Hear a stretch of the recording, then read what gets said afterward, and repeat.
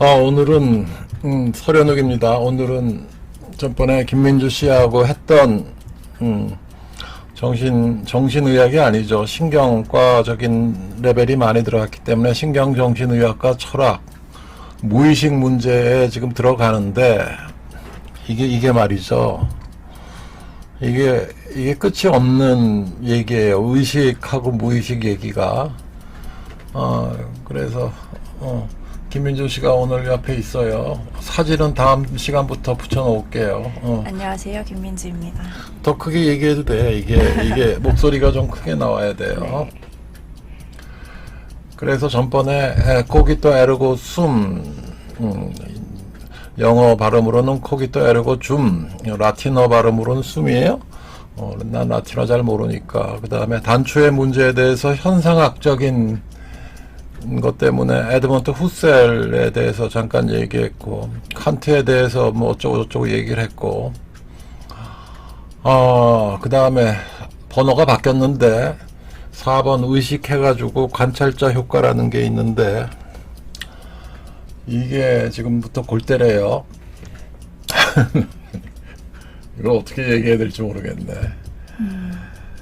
이 지금 소위 얘기해서 그 의식의 문제인데, consciousness, 약자로 CS 이건데, 이거는 지금 보통 무의식이라고 알려져 있는 unconsciousness하고 consciousness, 무의식이라는 게 정말 있느냐를 설명하기 위해서 의식 문제를 들고 일어났어요. 하나 잡담을 말씀드리면 브라이언 그린이라고 있어요. 브라이언 그린, G-R-E-E N 끝에 이자가 하나 붙는데 브라이언 그린의 우주의 구조라는 책이 있어요. 우주의 구조, 영어로는 Fabric이라고 쓰는데 Fabrics of 코스모스인지 유니버스인지 몰라요. Fabric of the Cosmos인지 유니버스인지. 이 차이가 뭔지 알아요, 민주 씨? 코스모스랑 유니버스의 차이요? 잘 모를 거야 아마. 네, 뭐예요? 나도 몰랐는데 네. 유니버스는 우주인데 여기에다가 철학적 의미를 합치면 코스모스가 된대. 처음 알았어. 그래요. 코스모스라는 게 그렇대. 철학적 의미라는 게 뭘 말하는 걸까요? 몰라. 아니 근데 이 브라이언 그린이 우주의 구조라는 책을 2004년인가 5년인가 냈는데, 여러분들 기회가 있으면 쓰잘데없는 책 다 제쳐놓고 이 책을 읽으세요. 이게 그러니까 뭐라 그러냐면은 그 간단한 수학적 그 수식도 들어가 있어요. 그래서 그거를 자세히 설명을 해. 그래서 완전히 교과서예요. 이쪽 그 코스모스하고 뭐 골치 아픈 문제, 무슨 끈이론 이런 걸 하려고 온갖 책들 수십 권을 읽어도 해결이 안 되는 거를 이 브라이언 그린은 이거를 아주 천재적으로 해설을 하고 있더라고. 깜짝 놀랐는데 그 다음 책들도 좀 있는데 이게 언제 나왔냐면은 2022년인지 2020년인지 모르지만 일주일 전에 책을 발견을 했는데 Until the End of Until the End of the Cosmos인지 Universe인지 그래요. 우주의 끝까지 뭐 어쩌고 The End of the Cosmos라는 책이 있는데 그걸 사다가 이렇게 읽다 보니까는 내가 기가 막혀가지고 모든 질문이 의식 하나로 들어가. 이게 말이 돼? 아니 무슨 물리학 천재라는 친구가 온갖 책을 다 쓰고 온갖 방송에 출연해가지고 하는 책을 이제 거의 20년 만에 썼는데, 의식 하나 문제 가지고 그냥 이걸 갖다가 무슨 물리학적으로 해결하는 게 아니라 무슨 종교학 건드렸다가 뭐 철학 건드렸다가 뭐 그림 건드렸다가 별짓을 다 해. 그러면 자기가 무슨 뭐 르네상스맨이 되는 식으로. 아니 근데 이게 이렇더라고. 이게 하나의 그 가장 그 근원적인 문제, 의식이라는 게. 민주 씨 얘기해봐. 아유 힘들다. 찾아보니까 코스모스네요. The Fabric of the Cosmos. Fabric of the Cosmos. 네. 발음이 좋아요. 오케이. 2004년에 미국에서 나왔고, 근데 이게 단순히 과학적인 이야기나 수학적인 이야기만 하는 게 아니라는 게 흥미롭네요. 아니 그게 아니라 그 뭐 파퓰러한 그 물리학 책이죠. 물리학 뭐 네. 전공책은 아닌데 대중서. 굉장히 천재적으로 썼어. 그 뭐 우리나라 물리학자들 일부 나와가지고 방송에서 떠드는 거 보면은 아니 난 정말 어떤 때는 한심해가지고 저 친구 뭐 하는 거야 나는 왜요? 생각을 하는데 틀린 말을 해서요? 틀린 말을 하는 게 아니라 너무 그냥 뻔히 아는 사실. 아, 그 친구들 보고 그 아인슈타인 장방정식 풀어보라 그래. 잘 못 풀어.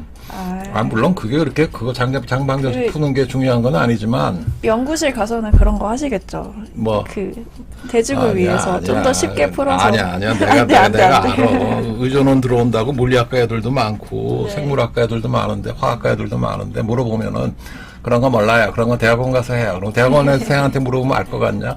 그거 아니야. 그러면은 수리나 물리 잘 모르는 사람들도 이 책을 좀 읽을 수 있을까요? 아니야 그렇게 아주 그 그렇진 않아요. 아니 나 다 읽은 게 아니고 대충 봤는데 네. 놀랍다는 얘기를 하는 거예요. 근데 의식의 문제를 끄집어내기 위해서. 네. 근데 이제 이게 관찰자 효과라는 얘기를 2번으로 올렸는데 이걸 왜 썼냐면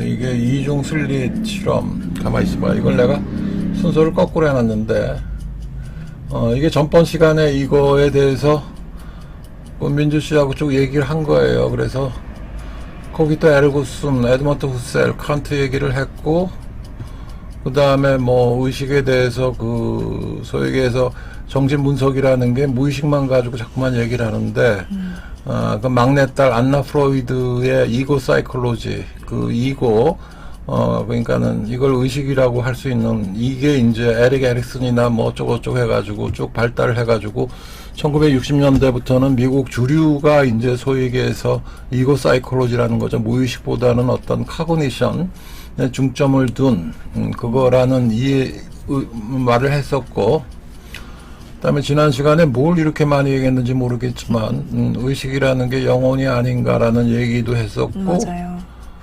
그 다음에 뭐 삼체 그 요새 넷플릭스 드라마 그쪽 있는 얘기도 했었고 그 다음에 이거를 갖다가 꿈이라는 거를 무의식으로 해석을 하는 게 위험하다는 얘기를 뇌파 1950년도 초에 이제 램슬립이라는 그 꿈꾸는 수면하고 난 램슬립을 구별하면서 제가 그 얘기를 했죠. 그러니까는 잠이라는 거는 피지컬 일스트레이션으로 몸의 신체 능력을 다시 재구성하고 회복시키는 역할을 하는 거고 수면이라는 거는 꿈이라는 거는 그 정보 체계 그러니까 신경 전달 물질 노에피네프린, 도파민, 세로토닌 이런 거에 그거를 갖다가 컴퓨터 마치 리부팅 시키는 것처럼 이걸 배열을 다시 하는 과정에서 나타난 거에 불과하지 않느냐. 그거를 해석하는 게 뭐가 그렇게 의미가 있느냐. 단 몇 가지 정도는 의미가 있다. 뭐 반복적인 거라든지 처음 꾸는 꿈이라든지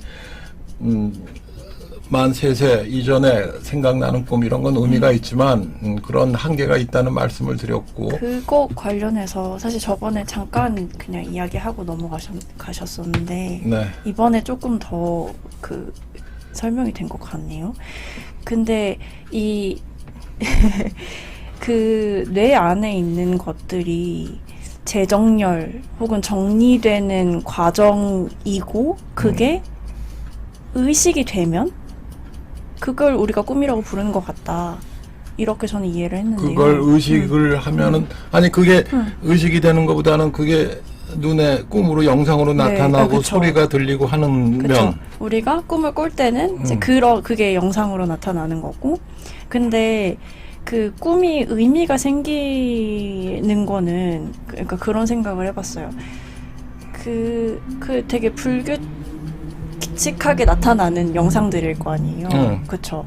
그러면은 그 중에서 특정한 것들을 굳이 기억해서 어떤 질문을 했을 때 그 장면을 굳이 기억해서 선택해서 이런 꿈을 꿨어요 라고 이야기를 하는 데에는 그 선택작용에 뭔가 의미가 있지 않을까요? 거기에도 선택이 나오고 관찰자 효과가 나오네. 이것도 관찰자 효과랑 관련이 있는 걸까요? 글쎄.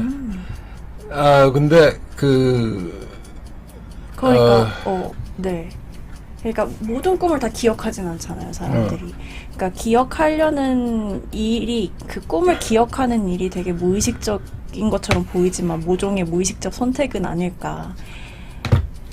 아니 민주 씨 생각을 이거 해봤어요. 지금 정신 분석학적으로 나가면은 네. 이거 오늘 주제 얘기하는데 앞으로 요 2페이지 하는데 앞으로 대여섯 번은 더 해야 될 것 같아요. 근데 이게 왜 그 잠깐만 말씀을 드리면은 정신 분석이라는 게 내가 이걸 감히 얘기할 수 있는 게 1994년에 뭐 가서 김명희 선생님한테 정신 분석적 그 면담을 일주일에 한 번, 두 번씩 한 6개월에서 한 7개월을 받았는데 그 원래는 일주일에 두 번씩 딱 한 1년 이상을 해야 되는 건데 뭐 시간도 없고 뭐 면담료도 비싸고 해서 그렇게만 하자고 한 건데 근데 그 김명희 선생님 우리나라 정신분석가 정식으로 두 번째인가 세 번째인가 그래요. 우리나라에 그 당시에는 정식 정신분석가가 한 명도 없었어요.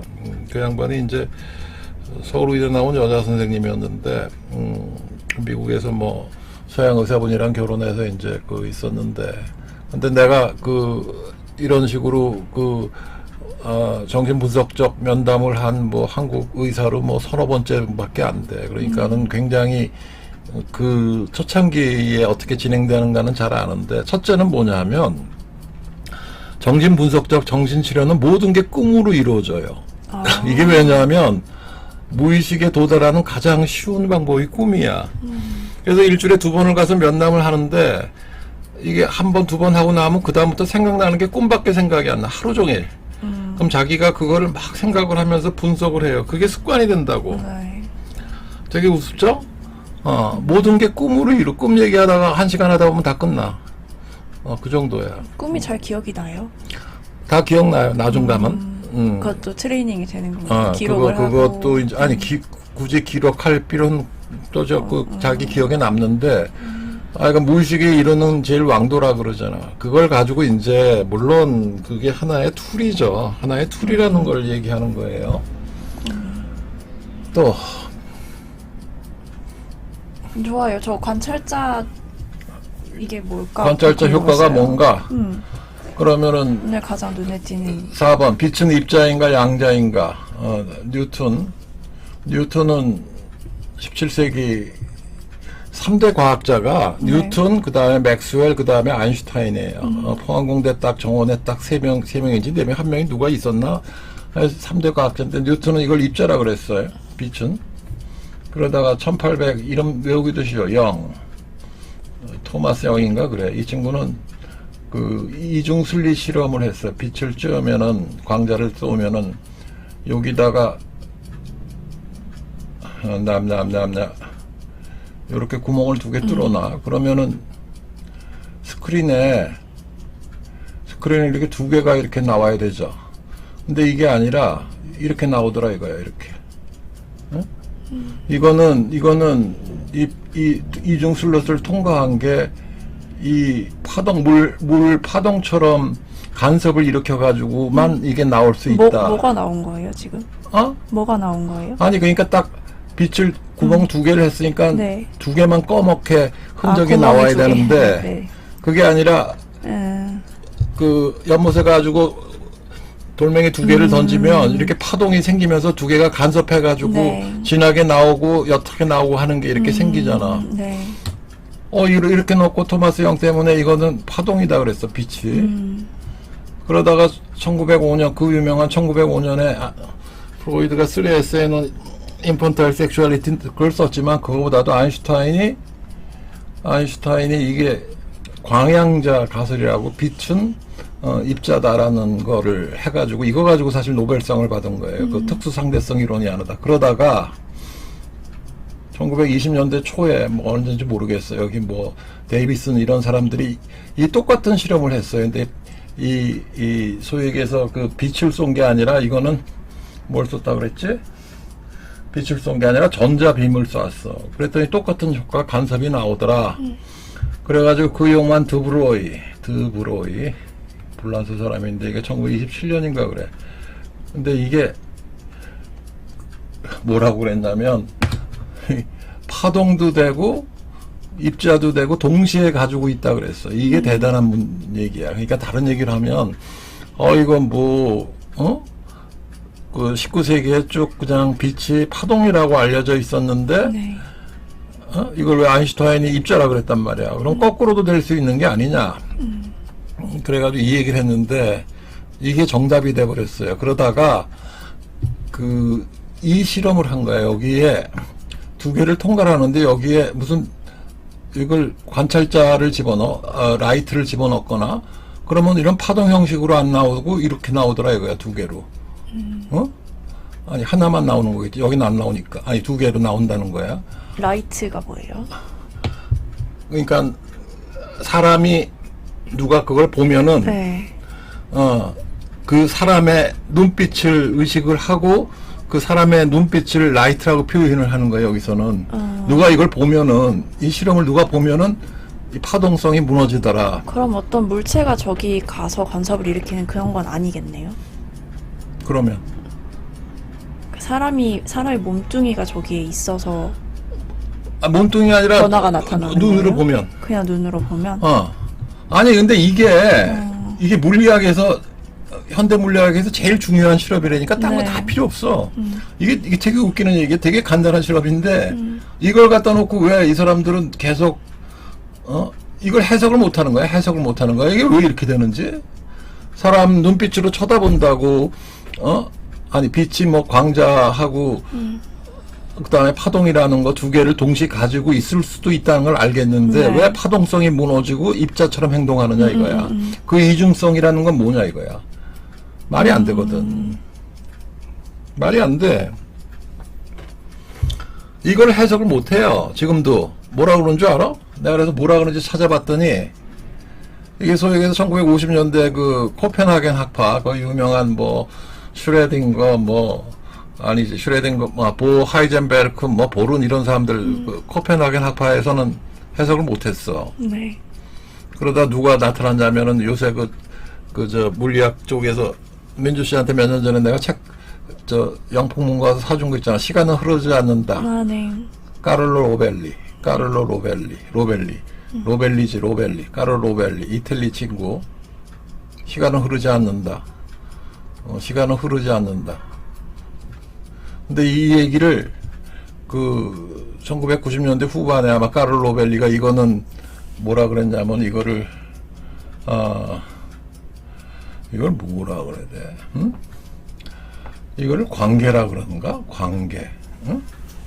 관계가 존재보다 앞선다는 거야.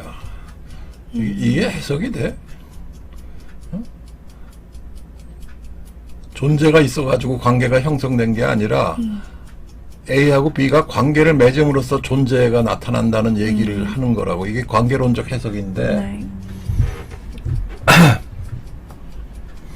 이제부터 철학이 나와요. 네. 갑자기 재밌어졌어요. 갑자기 더 재밌어졌어요. 아니 이게 되게 겁나는 얘기야. 아니 그러니까 이 얘기가 쉽게 얘기하면 이 빛이 입자도 되고 파동도 될 수 있는데 각 존재는 그 자체로 애매모호한 상태로 있다가 네. 관찰자가 들어오는 순간 A나 B로 정확하게 나눠진다는 거야. 어떤 관찰자가 들어옴으로써 존재의 형상이 명확히 나타난다는 거야. 그 얘기를 하고 있는 거야. 이 까를로 로벨리는. 이거 나 여기서 메를러 퐁티라고 써놨는데 난 이 사람 잘 모르는데 이게 그 에드먼트 후셀의 그 직계 현상학적인 이거 하는 프랑스의 대표적인 철학가래. 메를러 퐁티하고 사르트르하고 같이 있다가 둘이 실존주의에다 하고. 근데 메를러 퐁티라는 사람이 유명해? 철학에서? 네. 어떻게 유명해? 메를러 퐁티를 전공하는 분들도 꽤 있고. 이거 전공하는 사람도 있어요? 네. 그럼요. 메를러 퐁티가 뭐라 그랬냐면 내가 이걸 찾다 보니까는 어디 갔노? 응? 메를러 퐁티 얘기가 어디 갔는지 내가 이게 골 때려가지고 이 양반이 사르트르가 6.25 때 그 북한을 오히려 옹호했다며 그 무슨 그 멜로퐁티는 반대하고 둘이 그래서 그 다음부터 사이가 나빠졌다 그러는데 그건 뭐 맞는지 틀리는지 모르겠는데 이게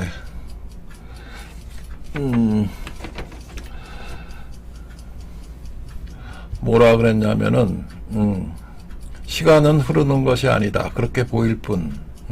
이 양반이 먼저 했어 카를로 로벨리보다.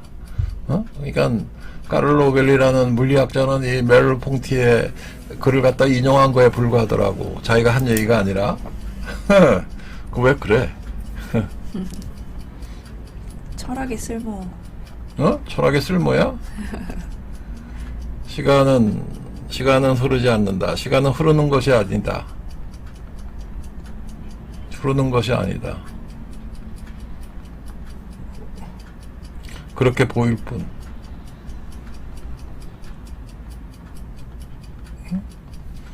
시간은 흐르는 것이 아니다. 해석 좀 해줘. 갑자기 막 덤벼드니까 잘 모르겠지. 그러게 어렵네요. 이거 시간은 흐르지 않는다는 이야기랑 관계에서 존재가 나온다는 이야기가 어떻게 연결되냐고? 어떻게 연결되는 걸까요? 내가 알아듣기에는 뭐라고 이거를 해석을 했냐면 그러니까 나라는 사람이 A라는 사람이 뭐 여기 태양이 있고 여기 우주가 있다 그러면 네. B라는 사람이 있고 여기 뭐 안드로메다 성운이 있다 그래봐. 안드로메다 우주가 있다 그러면은 이거 태양에서 나한테 오는 내가 보는 태양은 8분 20초야 12초야 8분 20초 전에 나왔던 빛이고 A에서 내가 B를 바라보는 시선은 이거는 몇백 분의 1초인지 몇십 분의 1초인지에 해당하는 시간이라고. 안드로메다는 220만 년 전 얘기라고. 이런 형상이 동시에 보인다는 거야. 그러면 이게 실질적인 진실이 아니잖아. 시간 차이. 동시에 보인다는 게 무슨 말이죠? 동시에 존재하잖아. 지금 있는 게. 아, 하늘을 보면 안드로메다, 밤하늘을 보면 안드로메다 성운이 저기 있고 우주가 저기 있고 220만 년 떨어진 게 태양이 있고 내 친구가 있으면은 다 시간이 다르다는 거야. 그죠? 그걸 이해했습니다. 그죠? 그러니까 8분 전 과거랑 20만 년 전 과거 220만 년 220만 년 전 과거가 현재와 동일하게 또 동일하게 나타난다는 거야. 현상한다는 거. 그런데 그러니까는 나타난 현실 자체는 이건 가상의 현실이라는 거야. 실제 현실이 아니라. 그저 우리 눈에 보이는 거는. 네. 그리고 우리는 그거를 시간이라고 알고 있는 거고.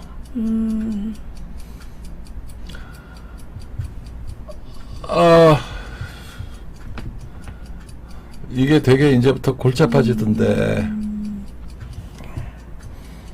그러면 실제 하는 것의 시간이랑 방금 가상으로 현상하는 걔네들의 시간이 달라지면서 흐르는 시간이라는 관념이 좀 뒤틀리게 되겠네요. 민주 씨는 이거 모를 거야. 이거 되게 유명한 물리학 공식인데 대학 한 2, 3학년 때 배우던 루트 1 마이너스 C분의 V 자승 T0 시간은 광속분의 현재 시간 현재 속도 자승 나누기 루트 씌워가지고 T0야. 그러니까 무슨 얘기냐면 시간이라는 거는 광속 대비 얼마나 한 시간이 그 속도를 가지고 있느냐에 따라서 그 시간이 변한다는 거야. 네. 똑같은 길이로 공간을 길이라고 우선 표현하면 똑같아. 이것도 C분의 L이 된다고. C분의 L 자승이 된다고. 그러니까 그래서 이걸 이걸 길이를 공간이라 그러면 시공간은 네. 변한다. 절대적인 거는 광속밖에 없다. 네. 아니 이게 말이 돼? 이게 아인슈타인의 특수 상대성 이론이야. 여기다 가속도만 변하면은 이제 일반 상대성 이론이 되는데, 광속이 왜 불변이야? 여기 안 써놨나? 광속은 왜 불변인가? 나 이거 아직도 모르겠던데. 광석은 왜 불변인가? 아니, 아인슈타인이 1905년에 광석의 불변이라는 특수상대성 이론을 내세운 게 자기가 한 건 아니야. 그 전에 수많은 실험 데이터가 있고 수많은 그 소위 얘기해서 맥스웰 방정식이 있더라고. 맥스웰 방정식을 풀면은 빛은 그 정해진 속도 이상으로 절대로 넘을 수가 없게 돼 있어. C에서 V로 가는데 V가 더 크면은 이거 엉망이 되잖아. 이런 방정식도 있고, 그래서 이제 그렇게 주장을 했는데 광석 불변의 원칙을 아직도 못 깨고 있어. 그래서 난 그건 좋은데 수많은 실험 데이터가 광석 불변을 빛의 속도는 어디로 가나 일정하다는 거를 네. 내세우고 있는데 물理학의 제1의 원칙이야. 20세기 물理학. 근데 왜라는 거에 대해서 대답하는 사람이 없어. 왜 그러냐 이거야. 어? 그걸 모르더라고. 광석 불변의 원칙을 몰라요. 근데 아까 뭐 물어보셨죠? 이거 시간은 흐르는 것이 아니다. 이거하고 무슨 상관이 있느냐? 네, 광속만 절대적인 거고 네. 나머지는 전부 허상이라는 거야. 그러면은 시간고 공간도 이거는 지멋대로 움직이는 거고, 그 무슨 뭐 영화에 보면은 그 뭐 저 어디 블랙홀 근처에 갔다가 튀어나오면은 지금 지구에 다시 돌아오니까 아주 엉망이 돼 있잖아, 시간이. 그런 식의 개념. 그 영화 제목이 뭐였어요? 안 해서웨인가? 인터스텔라. 인터스텔라에 나오는 게 이런 걸 얘기하는 거라고. 허상이라는 건 어떤 의미예요, 박사님? 판타지라는 거지. 그러니까 실제하지 않는다는 말씀이신가요? 실제 하는 게 뭔데? 되게 웃겨. 실제 하는 게 어디 있어, 그러면은. 아니, 뭐 무슨 앞에 태양도 저거 8분 전에 거고, 뭐. 가변적인 방식으로 존재할 수도 있잖아요. 가변적인 방식이라는 게 뭐야?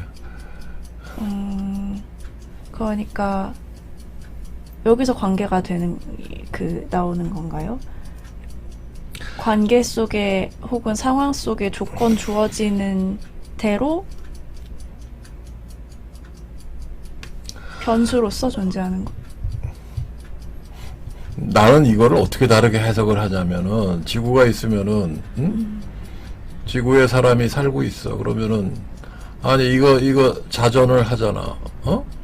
그리고 공전도 하잖아. 그럼 태양도 공전을 하잖아. 네. 은하계도 공전을 하잖아. 우리는 아무것도 못 느끼잖아. 그 왜냐하면 그 대기권이랑 같이 뺑글뺑글 돌고 있어서 못 느끼는 거거든. 네. 그 안에서. 근데 이거를 왜 전부 허상이라 그러냐 말이야. 이 안에 시스템 안에서는 이게 진실 아니야? 그쵸. 그러니까 특정한 조건을 픽스하는 한에서 우리는 뭔가 존재에 관해서 이야기를 할 수 있는 거 아닌가, 애초부터 하는 생각이 들어요. 절대적으로 고정불변하게 존재하는 존재 없이도 우리는 이렇게 가변적인 존재 같은 걸 생각할 수 이거를 있지 뭐라 않을까? 그러냐면, 시간, 공간은 가변적인 거고 환상이라 그러면은 여기서 변수는 속도란 말이야, 속도. 네. 이 속도를 가지고 뭐라고 표현하냐면은, 시공간에서의 어떤 존재나 관계나 무슨 관찰자 효과나 이런 건 전부 속도 하나에 좌우되고, 고정불변에 질리는 광속이고, 속도라는 게 뭔가 이렇게 봤더니, 내가 이걸 처음으로 찾아봤네. 지구 자전 속도가 얼마인 줄 알아요? 아니요. 지구 자전 속도가 이게 총알 속도보다 빠르더라고. 시속 얼마라고 써놨나? 시속 1680km래. 공전 속도는 얼마냐면 11만 km. 이게 거의 100배 이상 빨라. 지구가 태양을 도는 속도가. 그럼 태양이 은하계 중심을 도는 속도는 이거보다 7배인가 8배인가 더 빨라. 그러면 은하계 자체가 우주 중심을 도는 속도는 이거보다 서너 배가 더 빨라. 근데 이 속도가 중요하다며. 속도가 중요하고 우주라는 거를 설명할 때는 그 다음에는 속도보다도 더 온도라는 게 더 중요하대. 온도가 속도하고 온도의 그 배려블이 굉장히 의미가 있지, 어떤 존재라는 거는 그 안에서 다 움직인다는 거예요. 이게 말이 돼? 그러면 저 존재가 관계에서 시작된다는 건 어떻게 다시 이해해 볼 수 있을까요?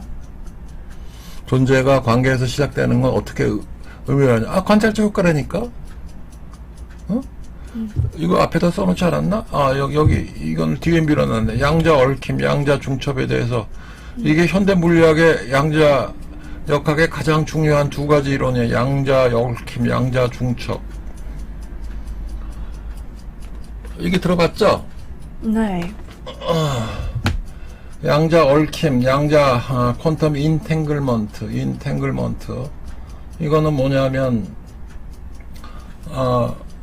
그 중국 넷플릭스 드라마 삼체에서 얘기가 나오잖아. 알파 센타우리 4.3광년 떨어진 거기에 있는 존재가 어떤 두 개의 물체를 보내, 그거를 서로 양자적으로 서로 얽혀 있는 물체를 지구에 보내면, 그러면 거기 스핀이 플러스면 이쪽으로 돌면은 그쪽은 당연히 빛의 속도랑 관계없이 순간적으로 그 시계 반대 방향으로 흐르는 스핀에 그걸 가지고 모든 걸 다 할 수 있다고 물론 그게 원자적 레벨이 아니라 더 뭐 분자보다 더 큰 이런 레벨에서 그게 되는지 안 되는지는 뭐 하여간 그건 소설적인 얘기지만, 이게 이제 양자 얽힘이란 얘기고, 이거는 광속이랑 상관없이 움직인다는 거고, 양자 중첩은 그 얘기예요. 빛은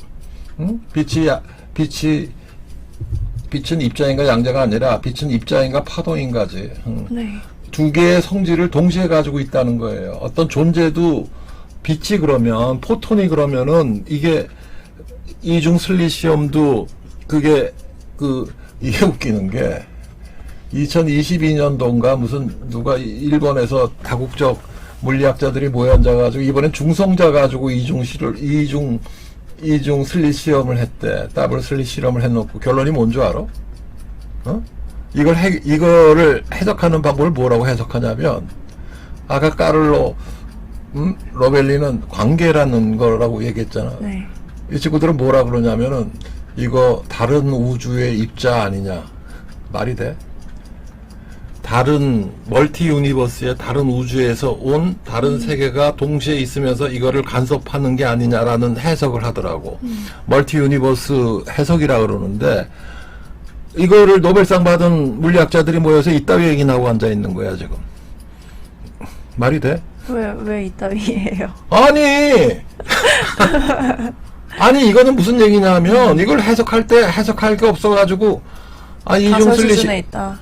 아니 가설 수준이 아니라 도저히 해석을 못 하겠으니까 네.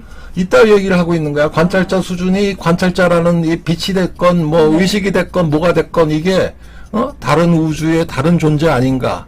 와, 참 대단들해. 자, 너무 과학 이야기가 나와서 제가 잘 따라가고 있는지 모르겠어요. 질문 조금 드려도 괜찮을까요? 물리학자인 건 물어보지만 잘 몰라. 양자가 뭐예요? 어? 양자가 뭐예요?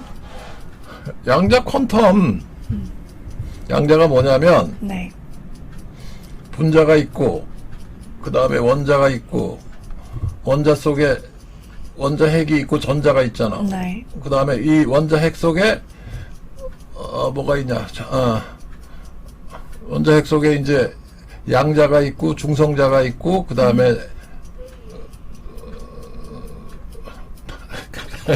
이런 게 있는 거야. 네. 이거를 얘기하는 거고, 네. 그러면 그 중성자를 이걸 또 뒤집어 가면 여기 소립자가 있는 거야. 소립자가 이제, 근데 이게 웃기는 얘기가 뭐냐면, 이런 그 이중 슬리시엄이 분자 레벨까지 되더라 이거야. C60인가? 뭐 하여간 아주 간단한 분자 레벨까지 이중 슬리시엄이 되면, 다른 얘기로 하면, 아니 근데 이게 얼마나 웃기냐면, 우주가 공이라 그러잖아. 진공 상태라 그러는데, 이게 얼마나, 잠깐만 뒤에 뭐가 있나? 까만 데 놓고 싶시다. 내가 이거를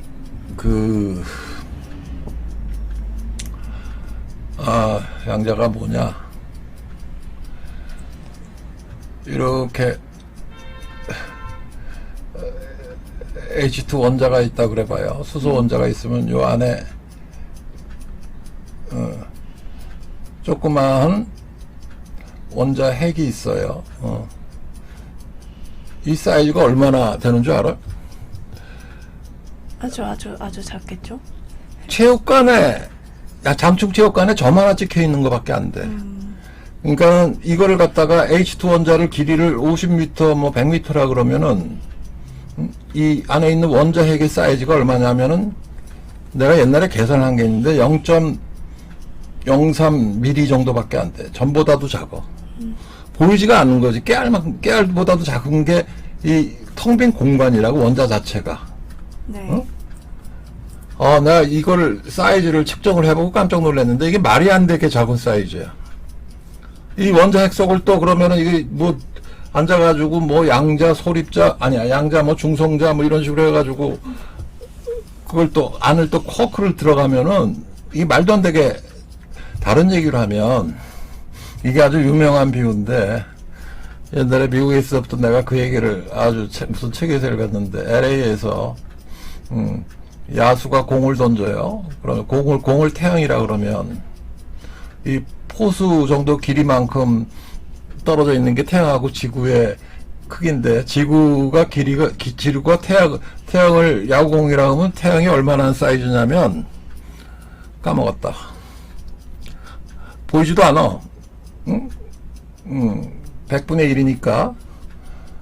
그리고 이걸 부피를 따지고 크기를 따지면 100만 분의 1이니까 보이지도 않는데, 근데 문제가 뭐냐면 이런 태양을 야구공이라고 했을 때 그럼 이런 항성이, 태양과 같은 존재가 알파 센타우리가 그러면 4.3광년 떨어져 있으면 어디에 있냐면, 여기가 LA라 그러면 뉴욕에 있고, 뉴욕 저 캐나다 북쪽 해도 이 정도 있대.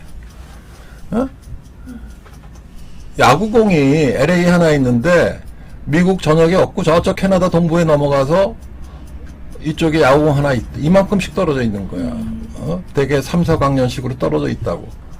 와. 이렇게 단단해 보이는 물체들도 사실 저 미립자 단위로 가면 다 허공이라는 거예요. 그러니까 단단해 보이는 물체도 원자 단위로 가면은 이거는 장충체육관에 점 하나 찍혀 있는 것만큼, 전자는 그냥 이게 구름 형태로 그냥 하나가 있는지 없는지 존재 자체가 불확실한 거니까, 다른 얘기를 하면 이건 확률로 존재하지 이렇게 원을 그리는 게 아니라니까.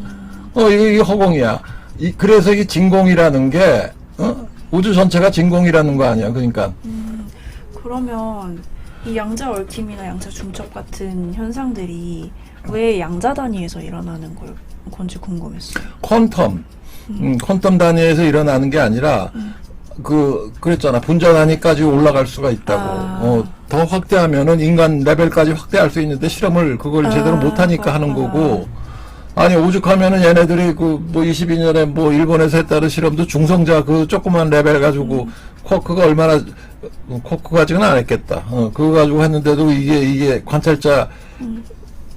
관찰자라는 게 결국은 아까 얘기한 그 브라이언 그린이 얘기하는 것처럼 그게 의식이라는 건데, 그게 의식이 무슨 빛을 통하고 뭘 가지고 사인을 준다는 얘기를 하는 건데. 맞아요. 사실 거기서 이야기가 시작됐는데, 제가 라이트가 무엇인지를 여쭤봤었고, 사실 그게 의식, 관찰하는 의식이라는 게 뭐냐, 이런 질문으로. 빛이 무엇인가? 관찰자가 무엇이냐? 관찰자는 그러면은 빛을 통해 가지고 무슨 뭐 양자를 통해 가지고 소통을 할 텐데. 그러면 일단 좀 상상을 해볼게요. 이중슬릿 실험을 하는 컨테이너가 있을 거 아니에요. 그쵸? 근데 그 컨테이너 안에 관찰자가 있는 건 아니죠. 안에 있어도 되고 바깥에 있어도 되고. 그래요? 그러면은 맨 처음에 그냥 입자 2개로 찍혔을 때는 그 간섭이 없이 일어났을 때, 혹은 파동으로 나타났을 때, 파동으로 나타났겠네요.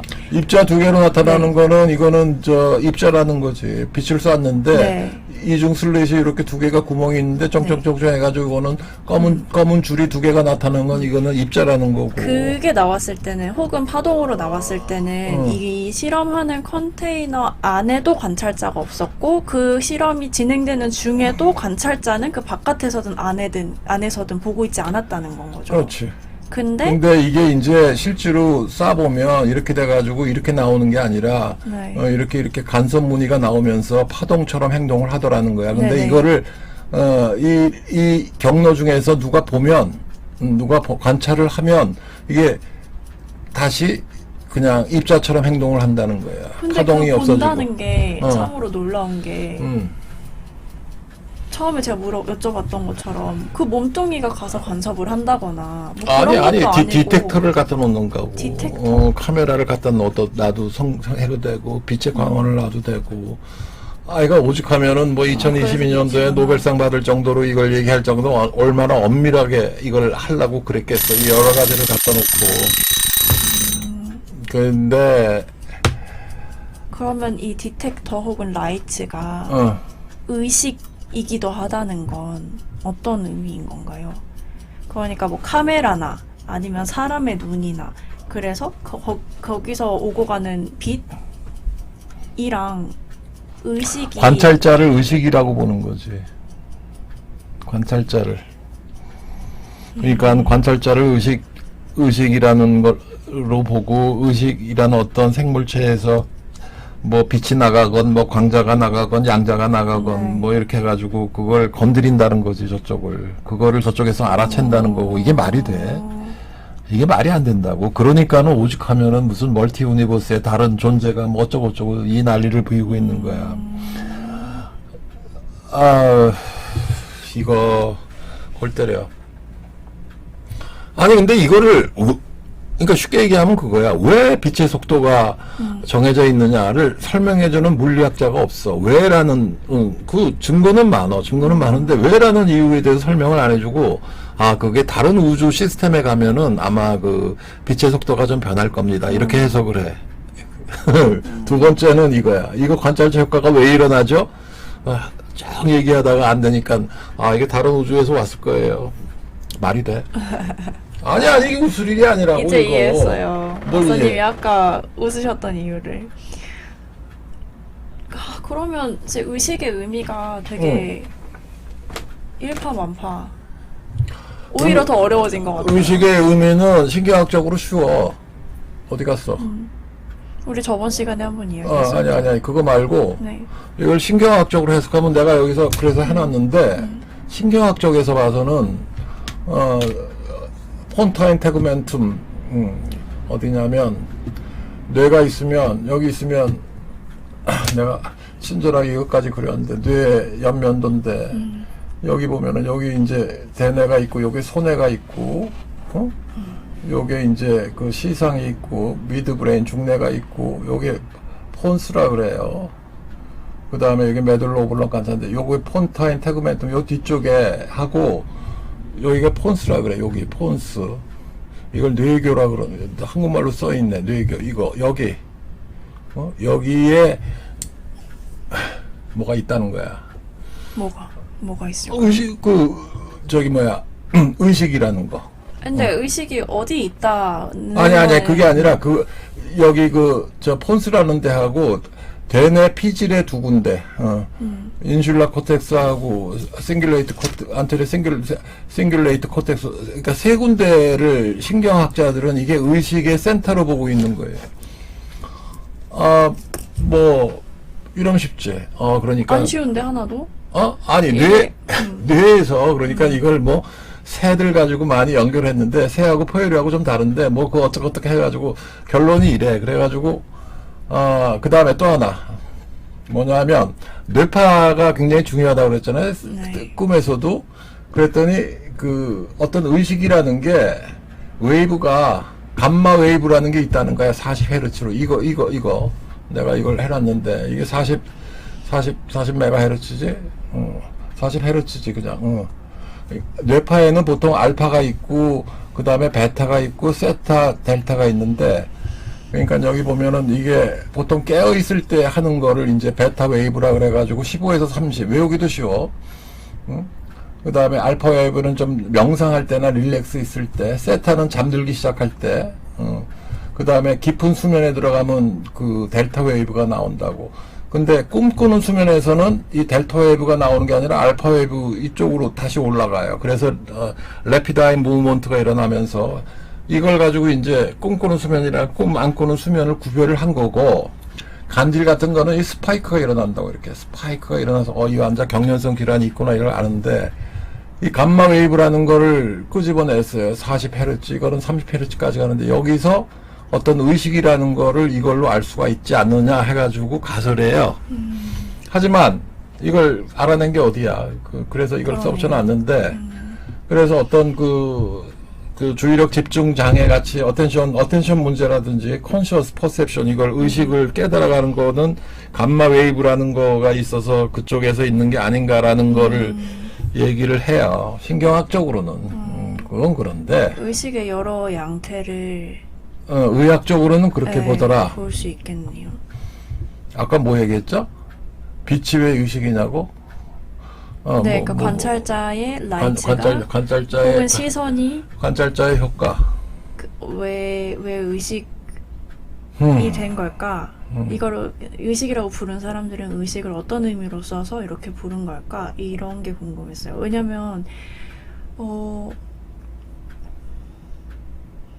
방금의 이야기들에서도 의식이 작용을 할 때 이런 부분들이 뇌의 이런 부분들이 활성화되는 것 같다라고 이야기는 할 수 있지만 그래서 의식이 뭔데가 설명이 되진 않잖아요. 무슨 작용들인데 는 설명이 안 되는 것 같았어요. 그래서 무슨 작용인데 깨어있는 상태지.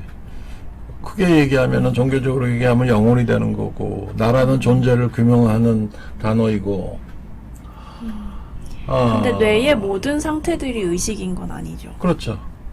근데 아까 세 군데가 유망한 자리라 그랬죠. 서로 연결돼 있는 거고. 그 자리들이 그러면 뭘 하는지를 제가 한번 찾아봐야겠네요. 그걸 찾아봐도 몰라. 왜요? 아니 이게 읽을 수 없는 언어로 되어 있네요. 읽을 수 없는 언어로 되어 있어. 과학의 언어로 되어 있어요. 이게 읽을 수 없는 언어로 되어 있다는 게 정말이야. 그게 읽을 수 없어.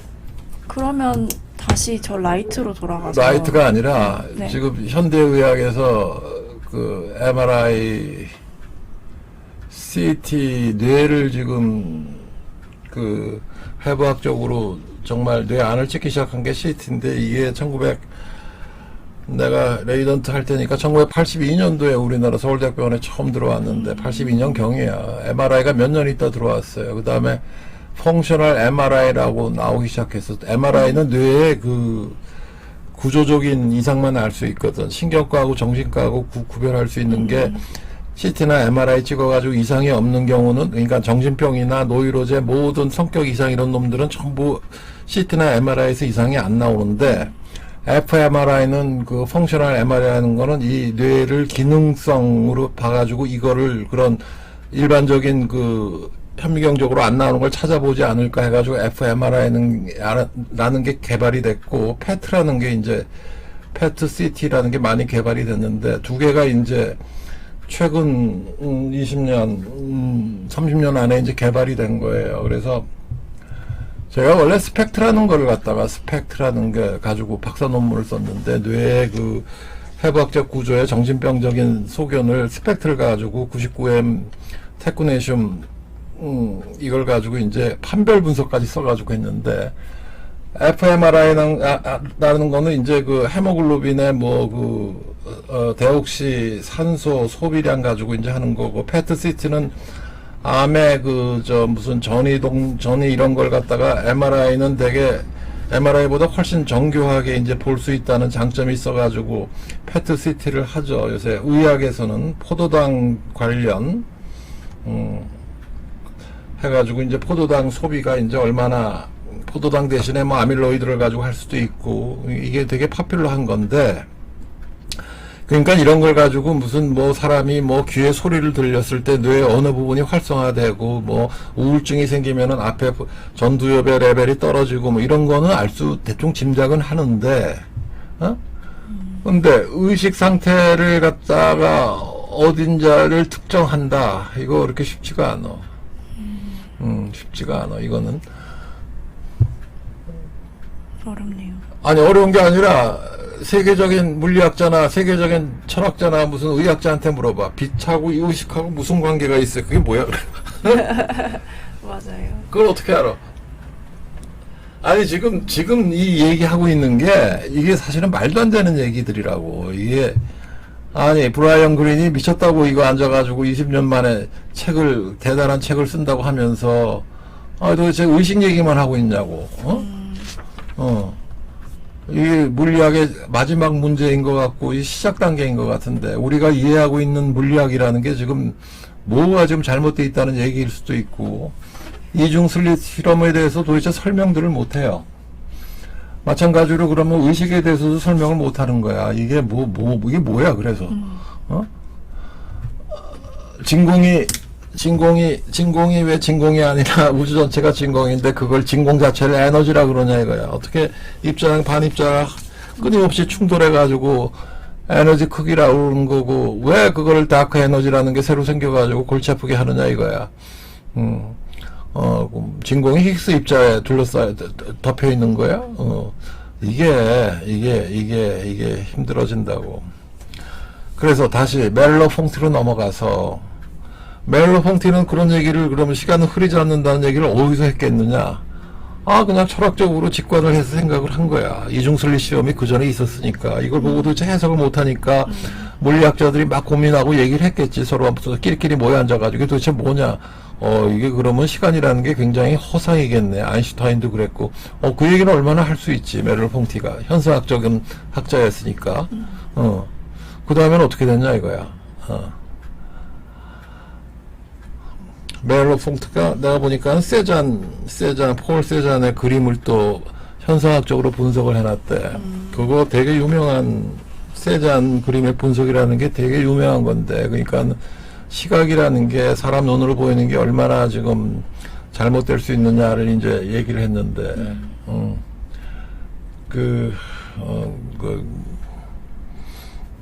민주씨 키아로스크로라는 얘기 알아? 키아로스크로. 그게 뭐예요? 키아로스크로. 명암. 내가 미술학원 몇 년 다니면서 유화를 배울 때 뭐 주로 누드화를 그렸지만, 마우사님 그림 그리셨어요? 이거 내가 그린 거야. 저것도 내가 그린 거고. 몰랐어요. 물론 레오나르도 다빈치부터 시작을 했지만, 이게 소위 얘기해서 렘브란트 그림이 이게 빛의 화가라 그러잖아. 그러니까 이게 원칙이라고. 그 명암을 표시하는 거가, 이게 제일 잘 표시한 게 그 이태리 누구야? 까라바조?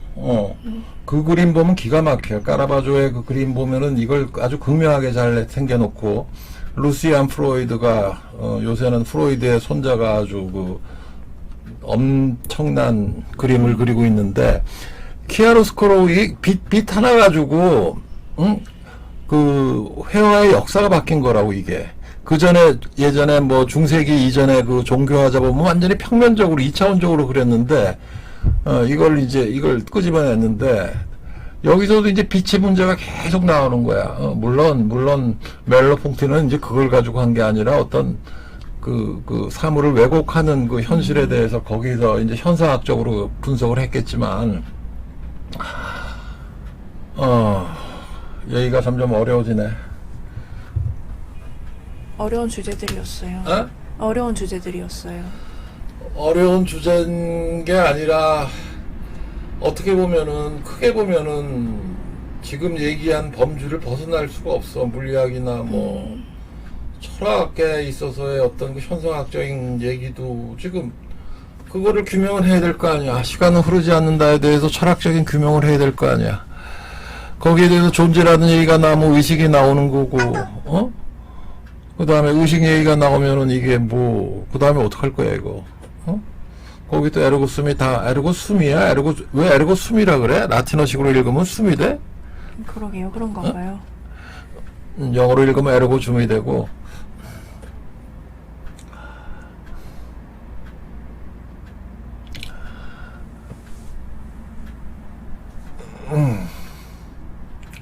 그래서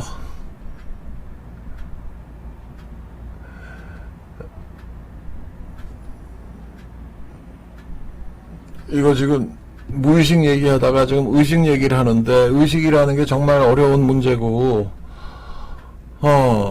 그 다음에는 프로이드 안나우 케이스로 최면으로 갈까? 그 다음에는 더해 이거 의식 얘기? 아니요. 의식 얘기 더 안 하고 최면으로 가? 의식 얘기는 그럼 나중에 또 해? 다음에는 그러면은 무의식하고 최면이라는 게 얼마나 좀 문제가 많은 건지, 그게 왜 최면술에서 왜 신흥종파, 왜 여의도 순복음교회 같은 현상이 일어났는지가 아주 굉장히 중요한 사회 이슈라고 나는 생각을 하는데, 여의도 순복음교회 교인 수가 몇 명? 와우. 왜 우리나라는 그래? 이게 최면술이 글로 넘어갔어요. 한쪽은 정신분석을 하고 한쪽은 신흥종파 쪽으로 넘어갔는데, 요거 다음에는 그럼 그쪽 얘기를 좀 시작합시다. 그러면 의식 얘기는 또 나중에 또 하고. 네, 좋습니다. 1시간 넘었어요? 네, 수고하셨어요. 감사합니다. 감사하긴 뭘 감사해.